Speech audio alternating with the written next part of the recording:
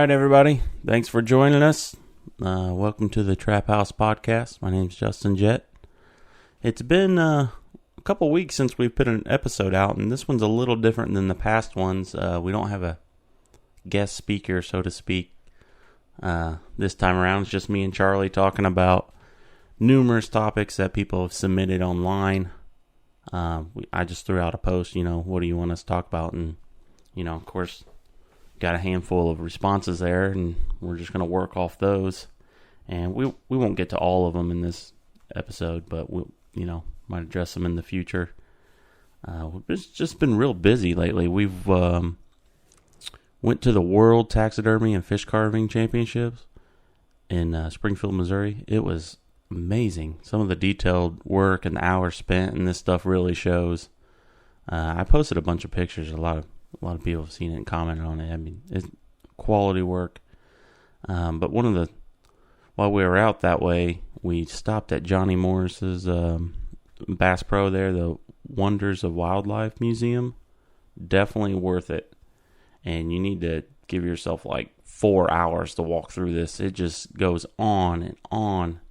So if you like anything outdoors related or just history in general, definitely go through there. You will not be disappointed. They have a lot to look at and a lot of good info. What else did we do? We went to an R3 summit and set in on that. We'll talk about that during the show in detail and what that R3 even stands for. But pay special attention once we're talking about that, because it's pretty important. And then we're working on a event to take place here at Hoosier Trapper on July 20th, and we got all the details on that in the show, but pay special attention to that section of the podcast. Just been crazy busy with work too, as far as taxidermy goes as well. But so we're happy to get this out to you. But before we jump into that, got to give a shout out to the sponsors, of course. Hoosier Trapper Supply, the one-stop shop for all your trapping needs. We're online at HoosierTrapperSupply.com. We're all over social media. Definitely follow us on social media, like right now, especially at Instagram. We've been posting pictures of taxidermy. It's kind of cool to see the different types of work that we've been working on. I mean, just weird stuff will come in. Like a couple weeks ago, a guy brings in, a hippo that fell off his wall and busted his African porcupine's head off, and we had to repair it. So you just never know what's going to come in here. So it's kind of cool just to see something different. But yeah, Hoosier Trapper Supply. Can't say, enough things about Charlie for helping me kick this podcast off. Then also J3 Outdoors, Jeff Haggerty. Great guy, awesome products. I've mentioned him a couple times. He's going to be on the show in the future. He did come out with a new product that looks pretty cool. I haven't tried it out myself yet. But he's got a tail hook that helps you support the muskrat while you hang it to skin it. And, it's just one more way. It's supposed to make it easier. I'll put it to the test and find out. But knowing Jeff, he doesn't mess around. His stuff is quality. He's not going to put out junk out there to the public. He takes pride in his work, you can tell. And so, yeah, I look forward to checking that tail hook out. But he's all over online, too, as well as social media. He also has a website, j3o.com. And definitely look him up. And he travels with numerous conventions, too, so you might catch him out there, and he'll give you a little demo. But I think that's all I wanted to mention. I think we should just go ahead and jump into this and get this show started. Thanks for joining us.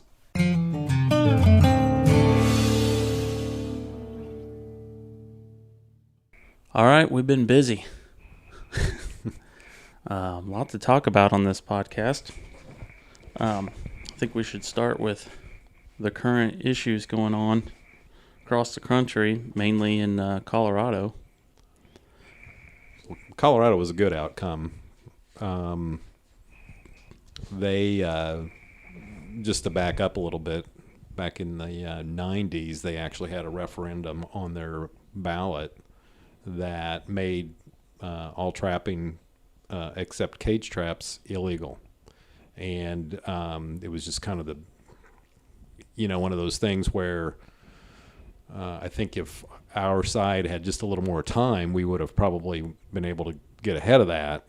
This is 20 years ago. I mean, we're kind of crying over spilled milk at this point, but if we had a little more time then, I think we would have probably come out with a much more positive outcome. But anyways, so all trapping was made illegal. Now it's on the Constitution because it was a referendum ballot initiative. So now it's even extra hard to get that back, right? To get that reversed, correct. Probably nearly impossible. So anyways, they had cage traps was the only trapping that they can do. Now they've got some exceptions for you can apply for permits to nuisance trap, that kind of thing, but they lost their trapping rights. So anyways, they were petitioned they want the animal rights agenda people wanted to make bobcat trapping and hunting illegal in the state of Colorado.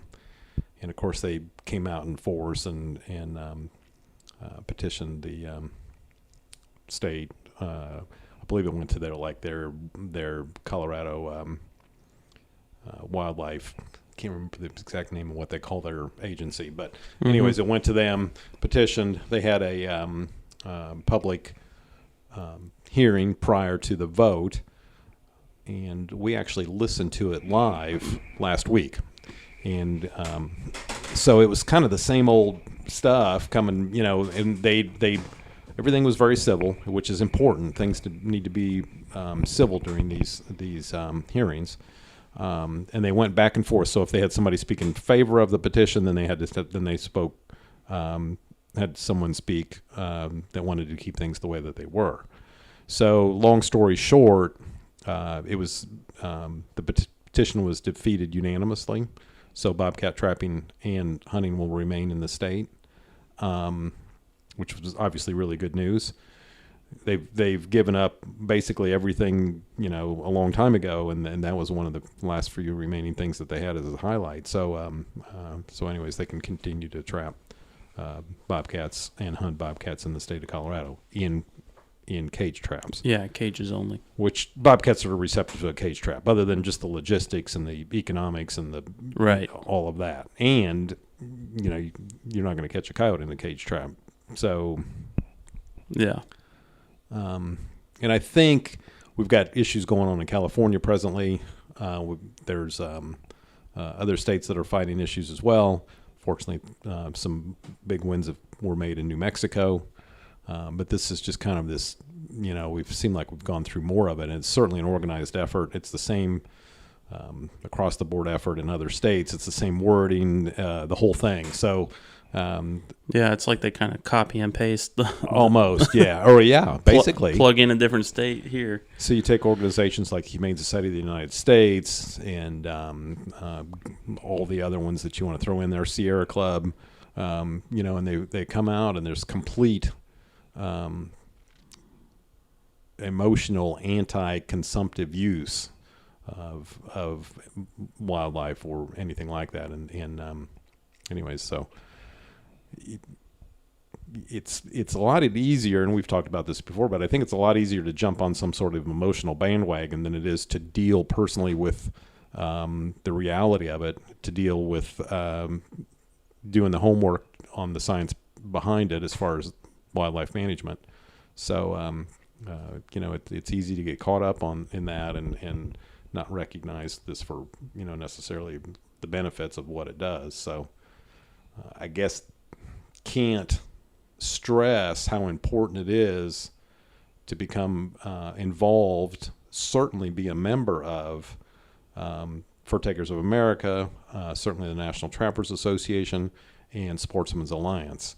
And we're, you talk to guys and say, well, I got a kind of problem with them, and I got a problem with this one. And it's like, we're kind of harder on ourselves a lot of times than we should be. And in the big picture of all of that, none of that does us any favor. So, somehow we have to have this united front. And certainly the money on the opposition side is 10 times what we have available to us to fight this kind of stuff. Of course, we have science and wildlife biologists and all of this stuff in place. But big money goes a long way sometimes in terms of public persuasion. So particularly when you come down to an emotional issue, of a cute animal in a trap, or whatever. So anyways, the outcome in Colorado was good, and I think we'll probably see more of this next year. Certainly a lot of this, they're going to back up, regroup, and come at us again, somewhere else. So, but the crazy thing about Colorado too is like you said, you can't use anything but the cages. But at the same time, they do issue the permits and all that. They still realize there needs to be some sort of management or control there. That's the ironic crazy thing about all this. It's like, let's make a law, and then let's after we realize that we've made some sort of mistake, then we're going to come back and make concessions for our mistake. So, other states have fallen into that too. Can't remember the state, but out east there was a state, one of the New England states, where they had made it illegal to trap, and then they had beaver issues, and I remember it was in their state capital or something, But anyways, then they like, well, we can't even do anything about it because we don't have any way to control this stuff. So, and I just these maintaining healthy animal populations and maintaining avoiding issues of animal human conflict, all of this kind of stuff is just ongoing, and it'll never go away. So, anyways, I can't stress enough is that we all need to become involved in an association, or all three associations, certainly, that work on our behalf, and certainly on both the state and national level. It's very important. So, anyways, that's my soapbox preaching for this for this podcast. Well, I mean, that kind of brings us to our next kind of topic. One thing that we've attended since the last podcast, or was it in between? I can't remember. It's been a while ago, but I think okay. The R3 summit that we attended, and that was kind of eye-opening too, as far as how we think what we should be doing versus what we really could be doing. Right. And just kind of redirecting our purpose instead of, just like you said, preaching to the choir, which a lot of times we are, which is fine to an extent, but we got to go beyond that and draw more people and hopefully get an understanding of what we're all about. What the R3 stands for, and this is a national program. Indiana is on the push this year. It's kind of the DNR, their front effort, or a lot of energy is being put into this year. But the R3 stands for recruitment, retention, and reactivation. So the idea is we've had a number of people that are involved in hunting, fishing, shooting sports, trapping would be in there, that have fallen off the rolls. They're no longer taking part in it. It is significant nationwide. It's everything too. It's not outdoors in general, boating and so on. We're talking several million people are no longer taking part in it, right? For a number of different reasons. So this group that came in and did this day-long seminar, fortunately we were invited because we're trappers, represent trappers. So the idea is that we're pretty good on the front end as far as maybe a trapper ed class or a hunter ed class, but then we lose people after that. So the other thing is, a lot of times, and I'm not saying there's something wrong with this, and we certainly need to continue this, but the idea too is that the youth-based programs are not super. Those kids a lot of times don't follow through with taking part in that activity. Right. They get the introduction. They may or may not like it. They probably do like it, but then there's limitations with. Yeah. No follow-up. They're restricted based off money or if their parents' time, if they want to take them out to do these sort of things. Because it's fairly involved, especially trapping. I mean, that takes quite a bit to get it. Right. And if their parents aren't willing to push for that, I mean, that can easily stir their mind to go somewhere else completely. Right, exactly. And it really applies to any of the outdoor activities, whether you're shooting sports or which is a big sector of the outdoor activity. But so we've got this gap then where we don't have a follow-up way to keep these people engaged. So a lot of the perspective of the R3 is to go more of adult, right? Because they have the resources, they'll make the time if they're interested, that kind of thing. So we run into a lot of people in here that come in, and this is true that I can remember this one very specifically, and this one happened recently. A gentleman would stop by, he'd always come in and look around. Of course, we always ask him if he needed help or had questions, and we always spent some time in here, looking around, and he was interested, but he never, I don't think he even knew really what to ask. He just felt completely overwhelmed by all of this. And if you're from the outside looking in, to become a trapper is pretty overwhelming, particularly if you do just a little bit of homework. So you've got this, see all this equipment and all this different types of trapping, and it's hard to wrap your head around it. So particularly if you don't have any background in it at all. So anyways, this guy, after probably 2 or 3 years of coming in here, he said, okay. So I think, and I can't remember specifically how that went, but he started out with, I think it was beaver trapping first. And then he moved and he bought a coyote trapping kit. So he gradually worked through it. And to his credit, he did this all on his own. It was all completely his own initiative. But he's one of the few that went ahead and pushed through that, being completely overwhelmed, and went ahead and pursued it. And he's still trapping to this day, and he loves it. He can't, it's one of his things that he truly enjoys. So, what we're going to do is on July 20th, here at Hoosier Trapper Supply, we are going to have a trapping summit.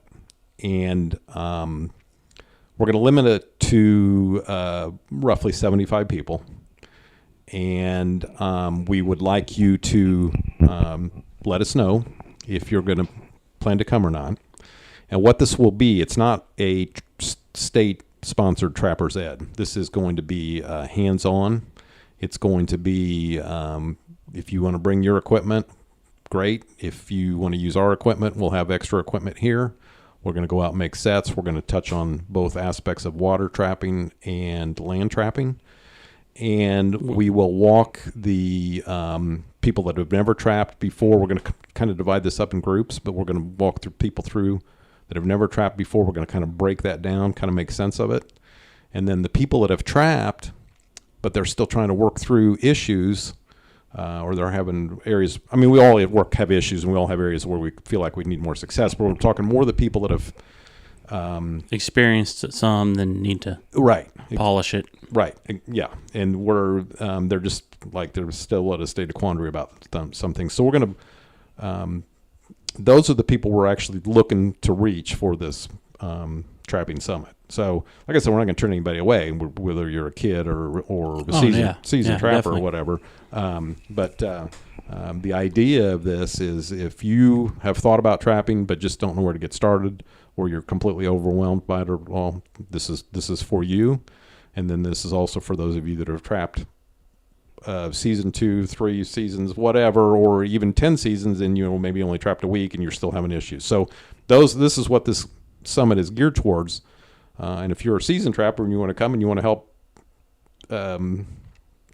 right, we'll need all hands on deck. So you're welcome too. But anyways, we'd like this podcast is going to start the registration process essentially. So if this sounds like something you would be interested in, we would like you to initially enroll, and then we would also like you to tell us what Kind of what you need help with. What you need help with, where you're at, whether you're a beginner, somewhat experienced, or whatever, and then we'll go from there. So, and this is with Fur Takers of America, Chapter 7B. So, and we're going to kind of make this up as we go along. We've got an idea what we want to do. We've got an outline, but this is our first year doing it, so it's going to kind of be we're working through it too. But this was developed off of the idea of the R3 program as the follow-up, essentially, to help bridge that gap. We want more trappers involved. Right now there's only like 4,000 and some licensed trappers in the state of Indiana. So there's room for plenty more, and we'd love to have you, and we want to help you out as much as we can. So yeah, that's going to be fun, because just the idea of it being hands-on is great. And then, not to mention, if some of you know and some of you don't know that have been here to our shop, the creek nearby, walking distance right across the road from here. So it's going to be hands-on in the water for the water portion. So it's exactly what you're going to be experiencing, when you go out to trap and do it yourself. Right. So the only thing we don't have is deep water. Yeah. So, and hopefully we don't have a drought by then after all this rain. But yeah, of course. And then we have, of course, land trapping for the coyotes. And then we probably will show some video for location purposes, because location is something that people struggle with, I think. And then this, like I said, it's free. I should mention that it's no charge. Fur Takers will have a nice lunch. We would like a donation to Fur Takers for the lunch. Right. But like I said, it's free. So how should people? Should they just call here, or I think they can call the shop, or they can email us. Okay. So I think we'll do it that way, and we'll just start putting you on a list. We would like you to be conscious that if you sign up for the trapping summit, we would like you to come. If you feel like you get a week out or whatever and you're not going to be able to come, certainly let us know, so we can get somebody else on the list if we have a waiting list. It's one day. We'll start like at 8:30 in the morning, and we'll run till 4:30 or 5. And if we need to go to 6, that's fine too. We'll kind of play that part by ear.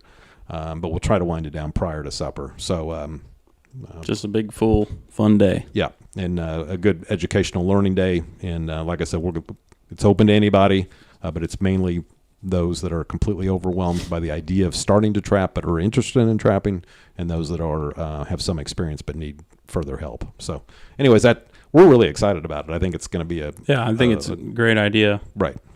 Yep. And we'll put up with the summer heat, whatever it is. July 20th is a Saturday, so we could have just about anything that day. So that's part of trapping too, is dealing with the elements. So. Exactly. Usually it's the other way around, though. Yeah. It's usually colder. Usually it's winter elements, but anyway, so we're really, really excited about that. Yeah, that's gonna be good. Like I mentioned in the intro, we're just kind of going off what people sent us on Facebook, what we should be talking about, and I think a good one here, and it's definitely an age-old debate, is best traps. There's so much out there. James Blackwood sent that in. Said, thanks, James. That's, it's pretty basic, but at the same time, it's very important, and especially for beginners, there's so many ways that they could go. And what do you think, Charlie? What do you think needs to be on a trap to get going? The bottom, what I always say is try to buy the best equipment that you can afford. So then the debate comes, well, what's the best equipment? And over the years, certainly my thinking has evolved. What we use and that kind of thing. When it comes to land traps, we're, as many of you know that watch our YouTube show, Who's Your Trapper Outdoors, where we've moved pretty much 100% to MB550s. So an MB550, in my view, is not the biggest trap out there, certainly not the strongest trap out there, but it's plenty strong. It's stronger than most two-coil traps by far. It's incredibly well made, and because of the cast jaws, it's laminated, which disperses the pressure of the trap. There's no thin edge to that jaw. So it gives us some leeway in terms of range of animals that trap can catch. So, with that said, that's our perspective. That's what and I'm not saying that you have to follow what we say or do. That's kind of where we're at. But there's so many. As soon as you open this up, it's like a can of worms because everybody's got their own ideas, perspective, or whatever. And I get completely that people have a budget and only can spend so much money. So right. That's one thing I've found too. Like, we've tinkered with several different brands and set, all different sizes and whatnot. And it pretty much comes down to, you get what you pay for in the trapping selection, I believe. I think you do. For what you pay. Yeah. So, if you're looking at price ranges, you're in the middle somewhere, you kind of get a middle of the road trap for that price, and which all seems fair. So yeah, I think like I said, just try to buy the best equipment that you can afford.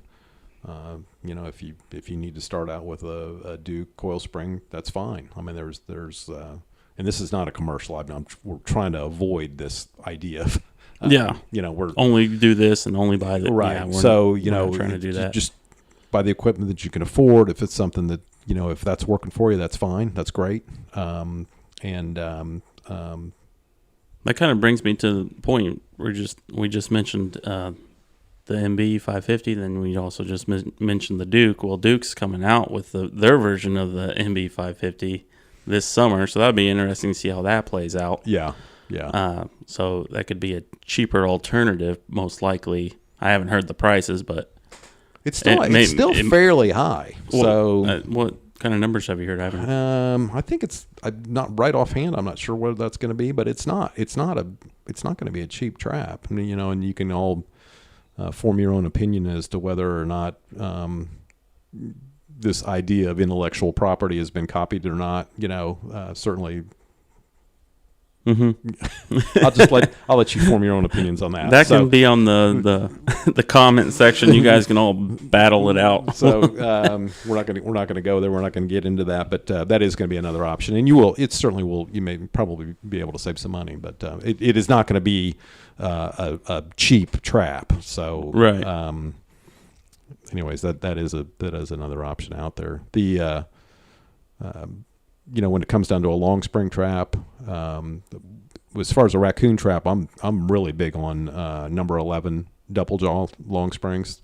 I think that small jaw spread and then that little punch out for the double jaw. Mm-hmm. Just that more holding area. Yeah, and it makes us smaller area, much area smaller underneath the jaws. So raccoon can't work on their feet. Yeah, we've caught several coons on those that have like little to no foot damage whatsoever. There's not even a crease a lot of times. You can't even tell it was caught in a trap. So yeah, it's great. Definitely what you want to see. Yeah, it's by far. So, and that's a Sleepy Creek trap. That's a made in West Virginia. That's a very nice trap. Certainly my favorite foot trap for raccoons. Mm-hmm. And on a water set, obviously we'll work on muskrats and mink too. So there's that trap's got a lot going for it. I think as far as body traps, it's kind of they all do the job. Right. They're all after that it's kind of how much you want to spend. So if you want to buy the more reasonable 110s for muskrats, that's just fine. There's nothing wrong with that at all. If you want to buy the high dollar Belials, that's an excellent trap too. So yeah, very well made. Yeah, very well made. Certainly a trap you don't want to get caught in because there's no play, and they got the no play. Those jaws touch when they're closed. Right. I mean, they are tight. Got the bend in the jaw, so that it. So yeah, the idea of best traps and that kind of thing is, man, it's and then they've got the real high end stuff like the Sterlings and the Jake trap made by J.C. Connor and that kind of stuff, But that gets to the point where my thoughts on those is it's an excellent trap, and I have some Sterlings, and that it's an awesome trap. Mm-hmm. But they're expensive. Set some of them. Yeah. You brought them on the trip, and I set some in New Mexico this past trip. Yeah. And It's an excellent trap. Yeah. They are expensive. And you're pretty much, once you start getting up to that type of trap, you're pretty much limited to coyotes or cats. Anything. Yeah, it's awfully rough on a gray fox. Anything smaller than that. Yeah. But with proper pay attention, that shouldn't be an issue. It helps eliminate a lot of that. So. Yeah. But that's kind of where we are with the 550s. Why we back up to that is it gives us that diversity of catch where the multi-species catch. Yeah, right. Whereas the pay attention on the 550 is 2.5 to 3 pounds. Kind of depends on. They do vary some, but it's generally, and it's preset. So you really, unless you start bending the dog, then you can. That's where you adjust it. Right. I've heard they come out of the box at around like 4. Yeah. But we've played and tested. Usually it's lower. It's like 3 to 3.5. Then I would like to adjust mine down probably like 2.5, but really haven't taken the time to do it. Yeah. But it's, that dog on that trap is that round positive triptide dog, and so it is a very tough, and that's one of the advantages of that trap is rarely does that dog get bent up like it does say on the flat standard dog that's on a Bridger or a Sleepy Creek or whatever, constantly bending, have to flatten them back out. Yeah, I think that's one of the other reason too. Why we go with the MBs, man, they're ready to go right out of the box. So that kind of just helps with time frame and logistics of trying to get everything ready for a trip and things like that. Right. I mean, it's got the night latch on it so that, it's preset. It's right there. I mean, it's right there on the edge with really good pay attention. And the idea of pan creep, as far as the pan going down before the trap fires, you want that really crisp fire in the trap. Probably I think that's generally considered important. There are people out there that don't really buy that necessarily, but that tension in place on that pan with the 550 is it's spot on. So when it fires, it's pretty crisp. There's not much of a trap pan movement. So. That brings up, too, when you go back to when you're talking about a long spring trap and the pan's not adjustable on some of the older types. So it's got a floppy pan, say, like the number 2 or number 3 long spring or even the old number 11 long springs prior to the Sleepy Creek, they've got the adjustable nut on them. But the idea on those is that the tension of the upward pressure of the jaw on the dog of the trap once the trap's set is what's giving you the pan tension. So these guys and I've seen guys spend a lot of time adjusting long spring traps, which is, if that's your thing, that's fine. It's okay. But it kind of is, in my view, the idea of the long spring trap, that pan tension comes from that upward pressure of the jaw. And they say, well, the pan's wobbling back and forth and all this and that. It's like, well, a lot of that is removed once that trap is set. Obviously, if it's not set, it's a floppy pan and it's all over the place, But and here again, this is all open to interpretation and perspective, and we can get 12 trappers, and there's going to be 12 different ideas on this stuff. But generally speaking, that's kind of the idea behind that. So, and then modified traps.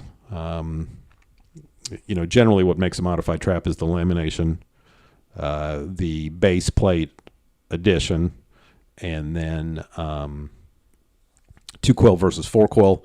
A lot of times, as you know, we're not big fans of 4-coil traps. Just in most cases, it's not necessary. But that 4-coil on a laminated trap, because that adds a fair amount of weight to the jaw, then that 4-coil may be necessary to help pull those jaws up and speed that trap up. So, then people talk about too with the 4-coil having an even throw. I don't know how much that really plays, but you hear about it. So that's always open for debate. But generally, 2 coils. Just we've got plenty of animals, so I'm not too concerned about it. It's I mean, it's just, it's kind of one of those things where, and here's things that I see people do is they'll buy a more reasonable trap in price, and then they'll do all the modifications to it. Now, if you've got a lot of people like working on traps, so right, they just love going out into the shed and tinkering around with them. So if you want to buy a cheaper trap and do the lamination and the base plate and tweak that trap and bend the jaw levers up and the edge at the end of the jaw where it hooks into the frame of the trap, you want to bend that up or weld a bead on them or whatever, do all that kind of stuff, then there's nothing wrong with that at all. And you were making a huge improvement on that trap, so right.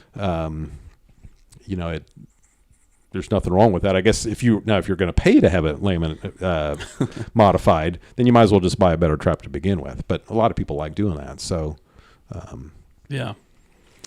Another thing we're talking about traps, and we might as well bring this up, is these added pans for traps, making the pan of the trap larger or where it just fits on the inside of the jaw, that kind of thing, and I will say I'm not a fan.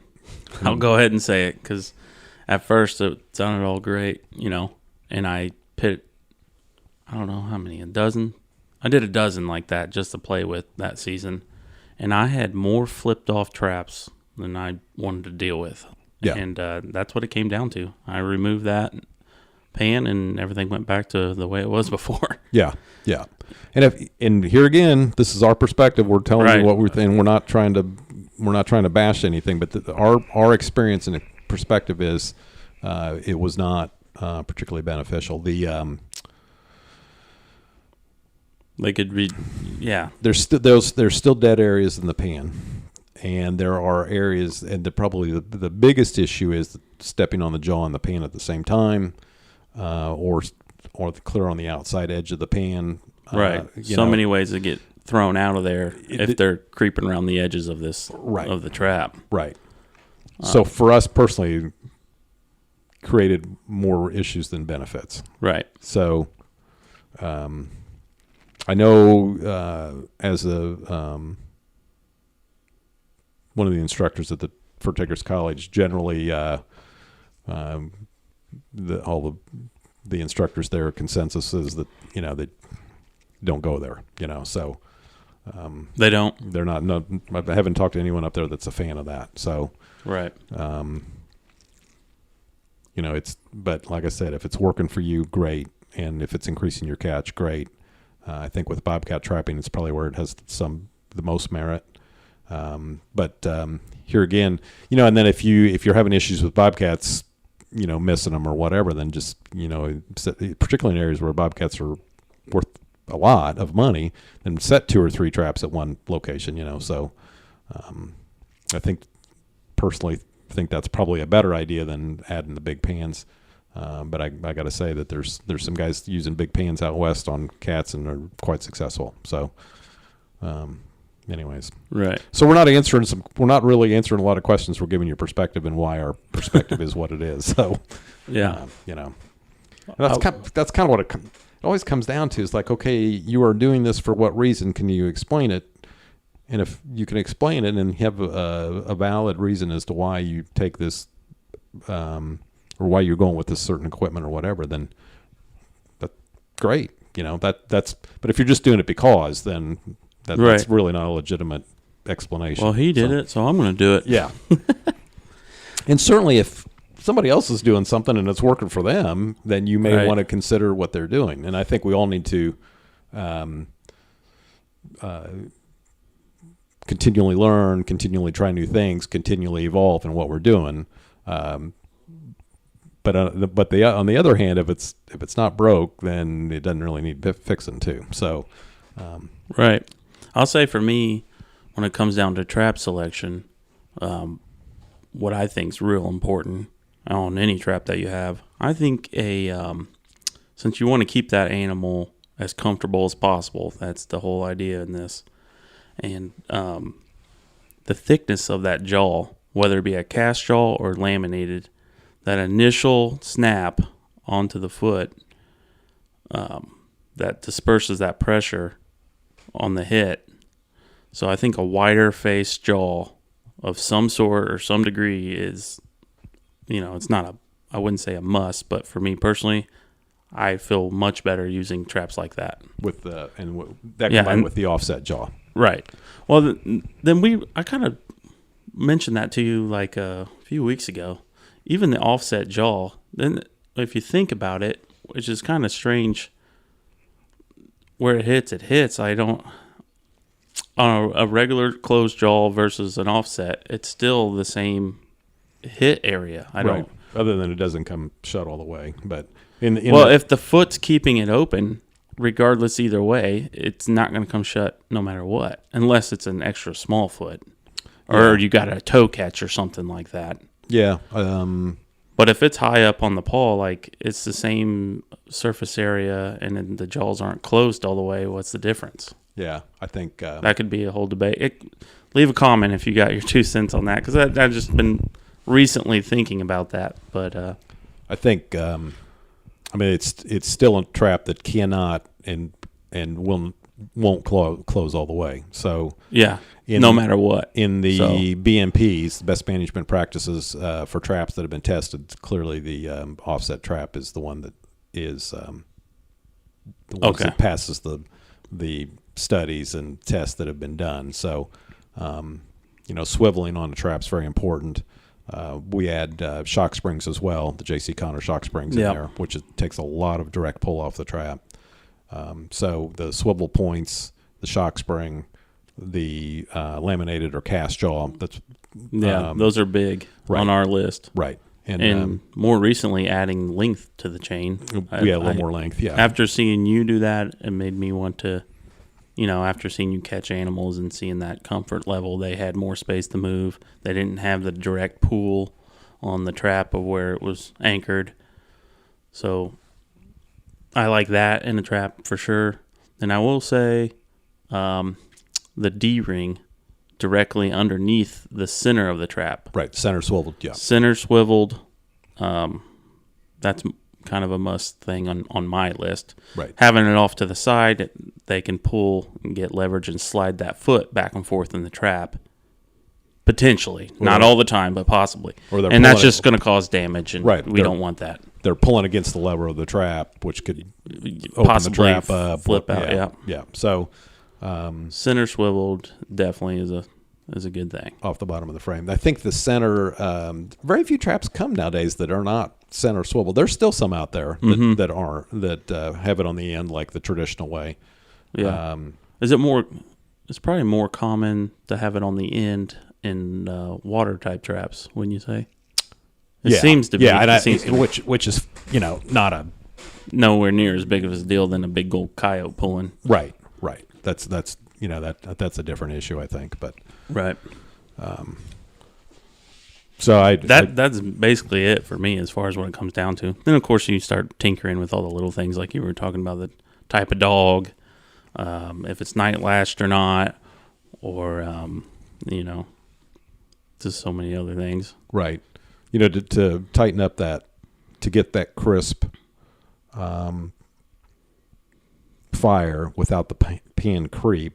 You can do the night latch. You can file those yourself with the file. It takes some work, but you can certainly do that yourself. And then that pan tension does need to be on the the ones that have the adjustable pan, which all the coyote traps do, except for the ones that have posi trip. But you can get that set up and do that all yourself. So get your files out and be careful though, because I've seen a number of traps that get too, where the trapper got too carried away and is filing too much, particularly on the pan side, not on the so.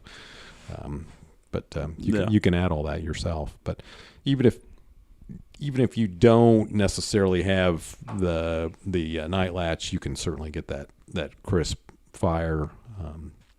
Get your pan tension fairly tight and work on that where the dog seats into the pan. So, anyways. So that pretty much sums up that. I think we could go on and on really, and if we had more trappers in the room, we would get different perspective and different ideas. But I'm sure someone's out there listening right now going, No, they're not right. That's not what I do, and then I could. Yeah, I'm sure, and that's fine, and that this is all about open discussion, hopefully perspective, open learning, that kind of thing. So that's what I always tell people. You always hear that old. There's more than one way to skin a cat. Well, Yeah. there's more than one way to catch a coyote. That's right. That's right. And there's more than one trap out there to catch a coyote. Yeah. What else do we have people send in here? Dallas Dix, thanks for sending in here. You put, what all goes into lure making? Well, that's more on Charlie's subject. I just kind of put it in the bottle. He formulates it all.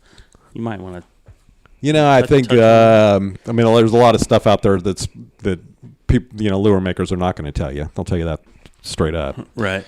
And secret formula. Yeah, and it's something that if you listen to the very first podcast that we did, I was kind of the subject of that and how that all got started, and or how Hoosier Trapper got started and Leatherwood line of scent got started, that kind of thing. But there's a lot that goes into it, and it takes years to kind of develop these ideas and these formulas and that kind of thing. And when you read a formula or you see a formula in a book or online or whatever, if it's from a legitimate source, then you kind of got to look at that and say, okay, is that something I can work off of? Because generally somebody's not going to throw their very best formula out there, for you to remake.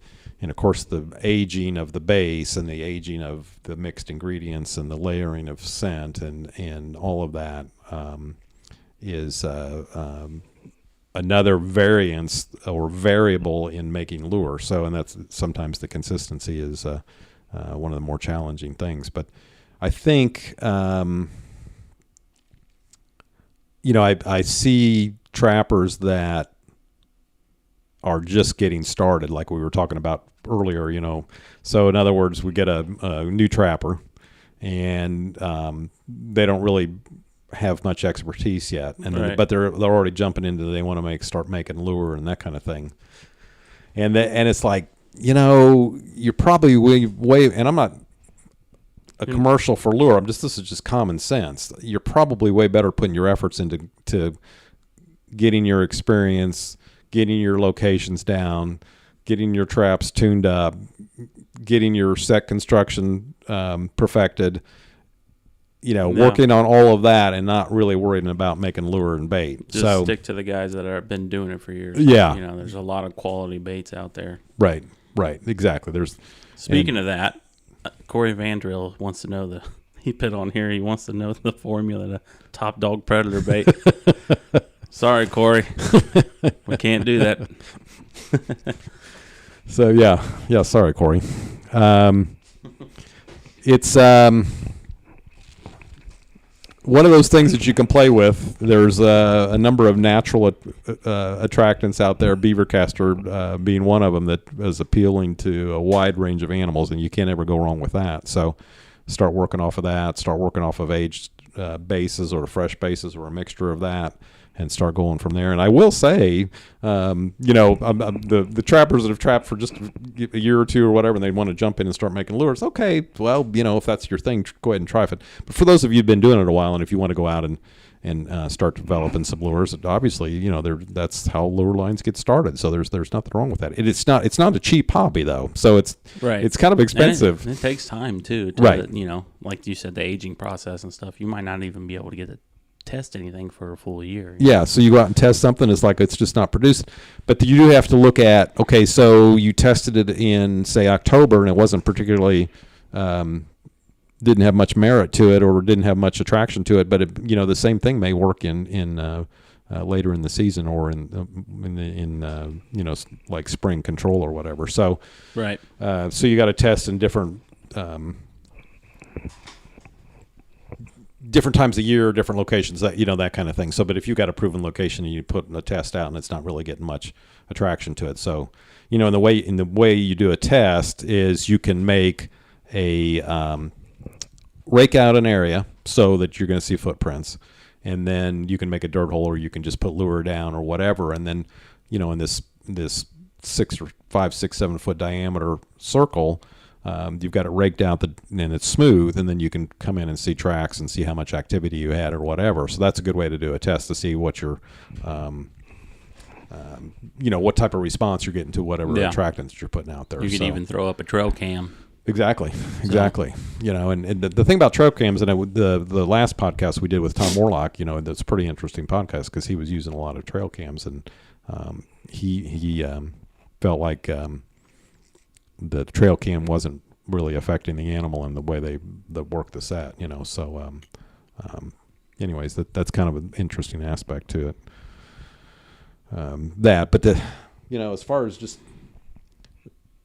what the exact statement was, what all goes into lure making. I mean, that literally, we could talk about that for a long time. And I mentioned before that the dimension or the layers of smell is really important. So you could just have a one-dimensional smell. So you could just take beaver castor and use it as an attractant, and it's going to work very well. But if you have other smells in there to layer in there, that animal's got to go, almost not literally, but kind of like scratch his head and is like, oh, what's going on here? I'm pretty curious about it. So, there's a lot there. And I mentioned in the earlier podcast that I like to cook. So that background of years and years of enjoy cooking, and that has actually helped me considerably in lure making, and other lure makers that I've talked to, a number of them enjoy cooking as well, and they will tell you too that actually that aspect of mixing ingredients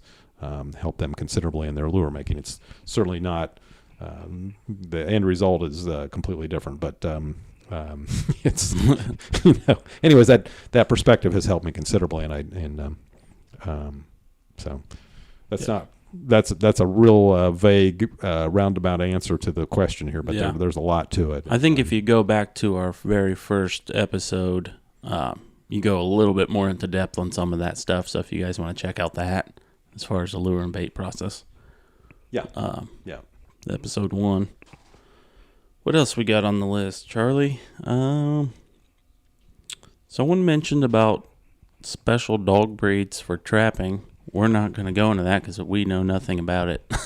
Maybe one day we'll have someone on here that, is an expert or something. But my best advice is a good dog is one that listens, and that's hard to find. Some guys use them for locations and that kind of thing if they can pick up on the scent of a coyote or a coyote peat or whatever, particularly if there's no snow on the ground. That kind of thing. So I know Adrian that we trap with out in New Mexico. Yep, he's got a trap line dog. He's got a dog that he takes with him. Whatever the Texas State dog is, I can't remember. Yeah, I can't remember what the kind of dog that was. So if you guys want to leave comments or whatever on the dog breeds that you prefer or whatever, because we are definitely not. We can't talk about it because we don't use one, and we're not going to. You could message Adrian. I'm sure he'd help you out or tell you a little bit about what he knows about it. Yeah. So if you feel the need to have one, then we're probably not the ones to ask. So because we don't use one. Yeah. Here's a cool one: multi-use of the animals we catch. Bones, claws, meat, the fur, etc. There's so much you can do to utilize this, and I hate seeing stuff go to waste. So if there's a market for it or something you can put it to use, go for it. And that's one of the things that we get criticized by the non-consumptive use, animal rights or whatever. They just take the fur and leave the rest. Right. Yeah. Some of these animals clearly you can eat. So beaver, muskrat, raccoon, bobcat, all of that stuff is edible and in some cases pretty darn good stuff. So what have you had to eat? I've had most of those, except I haven't had bobcat yet. That's the one I'm curious about because, we listen to Steve Ranella's Meat Eater show, and they, go into not just bobcat, but even mountain lion on some topics as far as eating. And you can kind of tell by just when you skin one, looking at the meat. It's a lighter. Yeah, it's good. Looks real clean and just, I don't know. I'm sure if prepared right, I'm sure it's really good. Now, our bobcats don't go to waste because they go into bait making. I mean, it's all being used, and that's the reason we haven't, But I will say on talking about Steve Ranella on Meat Eater, he did try eating a coyote, and I was not.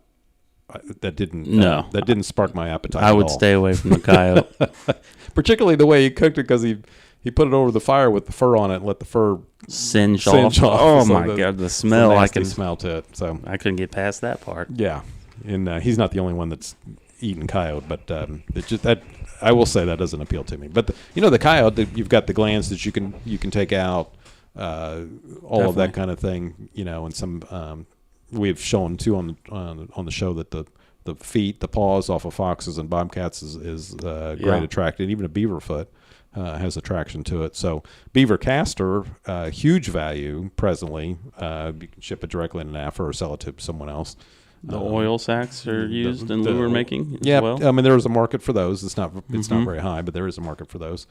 So mink glands, certainly. It's hard to catch enough mink to make that too worthwhile. But what else is there? The tail of the beaver. People eat that. You could also skin the tail out and make a wallet if you wanted to. Right. There are on and again, off again markets for beaver tails, and of course the skulls, there's a market there for skulls.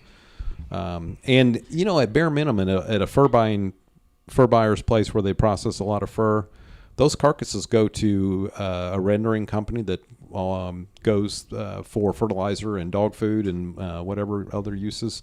So, the idea of this stuff going to waste is it's not true. No. And even, I guess if you think about it, even the idea of the guy that consciously takes care of his carcasses in the back of a holler in a woods or whatever, if that's legal in your state, it's back to the earth. So, that kind of goes full circle too. So the idea of this stuff is just, well, you're ripping the skin off and the rest is going to waste and nobody's eating it or whatever. It's like, well, you could say the reverse about a deer. There are some states where it's big to sell deer hides. In Indiana, not so much. So it's like, okay, you're ripping the fur off or the hide off. No, it's not fur, but the hide off of a deer. You're throwing the hide away in a lot of cases, and then you're keeping the meat. But so yeah, the antis use that, and I guess I don't. It's not true, and I don't appreciate it. And we need an answer to that. So right. We utilize as much as possible. Right. It's cool too. We talked here recently. I've been collecting a lot of bones. There's been people hitting me up online that the oddity section of all this that people like collecting bones and skulls and making jewelry out of teeth. I wear a coyote tooth necklace a lot of times, and all that stuff is pretty cool. Exactly. And these people that are interested in this stuff are not. A lot of them aren't outdoorsmen, but they want it. So yeah. So that market's out there as well. So if you want to tap into that, but yep, I cleaned a handful of Kentucky toothpicks, coon peckers. Yeah. Now I'm wearing them on my Stetson hat and. Got one hanging on my rearview mirror. It's all for good luck. Of course, you have to have one if you want good luck. So, I've been passing them. I usually pass those out to people on like their birthday and stuff. They open the envelope and they're like, "What is this?" I'm like, "Oh, you'll find out." But it's just neat to see really how everything gets utilized. Yeah. So, what else we got on the list, Charlie? I think we're about got it today. Yeah. So yeah, and this is, I guess, kind of a reminder. If you guys have suggestions for future podcasts, anything that we could cover. There's a few that we, I'm sure that were online that we skipped over. We can come back to those later and maybe address them. But send in stuff. Most of the time we have someone with us here on an interview type base, but every now and then we'll have filler in shows like this and just touch on numerous topics. So it's a good way to just kind of cover everything. I will say that the FTA, NTA, and we haven't got that far yet, but the Trappers College, we will have a number of podcasts that we will record on those 3 locations. So we've lined up. I've lost count how many people that want to jump on and chit chat about certain things. So we don't have. We're not going to release any specific names yet, but we've got some pretty exciting guests coming up. So yeah, I don't want to mention them until I know it's for sure going to happen. right. But yeah, definitely some big names out in the industry that people have heard. So right. But when was that date again, Charlie, for the Trapping Summit? Okay, it's July 20th. Okay, and it's a Saturday. Yep. Just to revisit that, it's for people that are overwhelmed by the idea of trapping, and it's certainly for people that are have started trapping but still feel like they got a lot to learn, which is all of us to a point. But I think you guys understand what I'm saying. And we're going to limit it to in this ballpark of 75 people. We'd like you to call and get your name on the list. We want you to honor your commitment to the list, if you would, so that you don't knock someone else out. So it's July 20th, and we're excited about it. It's going to be I think it's going to be a good, educational and fun day, and it's going to be. I mean, it's going to be a full day, but we're not going to browbeat anybody. It's going to be a relaxing day as well. We're not going to, it's not going to be stressful or, Yeah, there's no test at the end. This is, this is all for fun. It's not like Hunter Ed or Trapper Ed where you have to take a test. So this is, like I said, this is going to be more of a hands-on thing. So really excited about that one. So, and then to be honest, if this is something that we have a successful trapping summit, we'll continue it. We won't give up on it the first year, but I mean, we'll continue with it. And then I'd like to see other trapping organizations in other states develop this, and we're going to kind of work on like a curriculum type idea of how to do it, how to handle it, and that kind of thing. So we'd like to see this expand out from here. Yeah. So other states and exactly. So anyways, I mean, we kind of got big plans for it as well. So. All right. Well, thanks for joining us. Tune in next time and make sure you hit us up on social media. We'll see you later.